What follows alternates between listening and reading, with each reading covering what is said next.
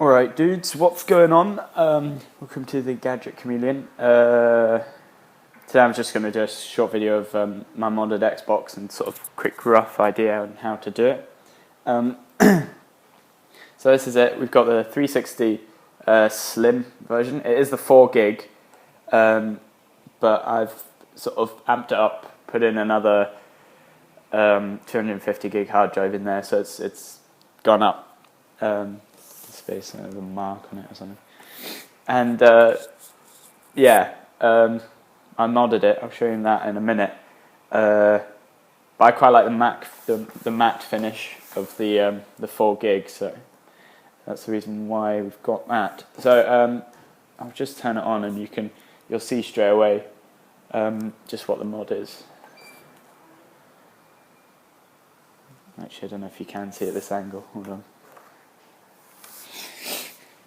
Hopefully there we go. We should be able to. It's quite light in here anyway, so that's the mod itself. It's just a LED sort of mod in the console. I decided to keep the front. I quite like just the original Xbox front as well. If I had a blue and all that sort of stuff, it looks a bit tacky, but this one I think looks quite good on its own. I'll try and get.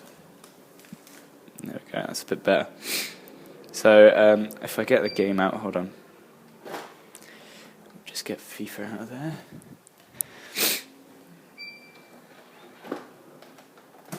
If you show you it. Stood up, kind of gleams out the side. It kind of at the moment is doing a crazy switching through all the 8 or 9 colours or something, but if we go and grab the remote, sorry,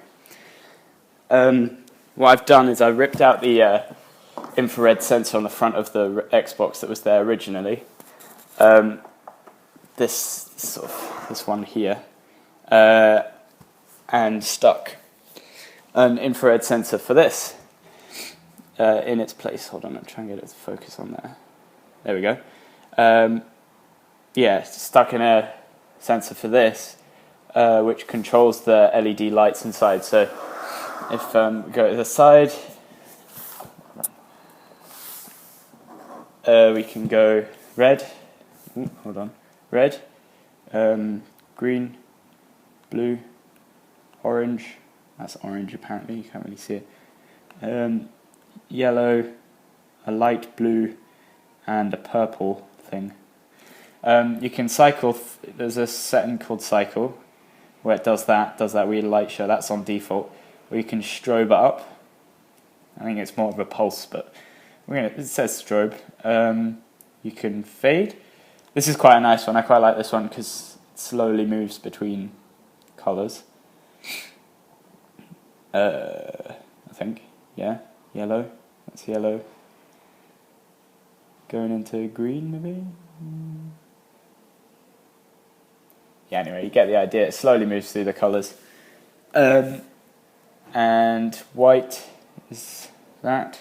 That's white, apparently. Let's try and get right in there. And, white. And then we can turn it off and on, which is quite handy as well. And the console's still on, but it's not showing any light, so that's quite nice as well, and that's a nice feature. So yeah, that's just a basic mod. It's quite simple. It's quite simple, but it's quite...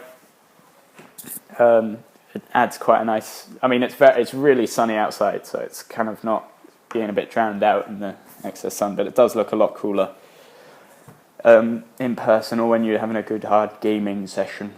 It does look quite brilliant.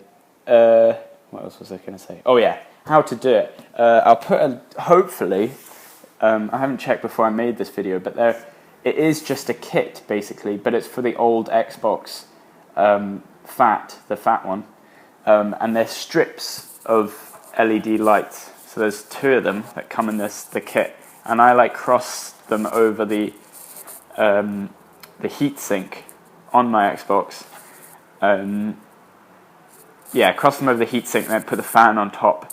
Made sure none of the rudders were hitting the little LED lights, and then ran the cabling down the side of the CD drive. The box, I think, is sitting up here where all the sort of things that control the lights, and then I ran the infrared sensor also along down here and into there. So now this Xbox is pretty much, you can't use one of those remotes with it, one of those sort of Xbox TV remote things. That won't work because I replaced the sensor and put in the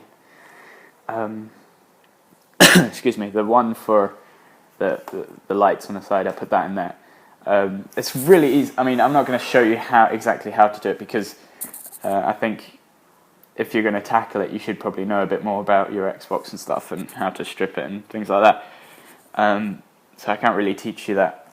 But yeah, by all means, I'll try and put a link in the description. If not, then it's probably sold out, or I'll try and put an eBay link or something like that. But yeah, it's really easy to do and gets power. Oh, the way it gets powered is through the CD drives. What's the word? It kind of pinches the CD drive's power cable. So I don't know how to describe it really, but it connects to the CD drive's power cable and takes a few volts to the lights. That's how it's powered. So you don't have a weird cable sticking out the back that connects to one of the USB ports or anything like that. It's really clean, really nice, and I think it looks fantastic. Favorite colour is blue.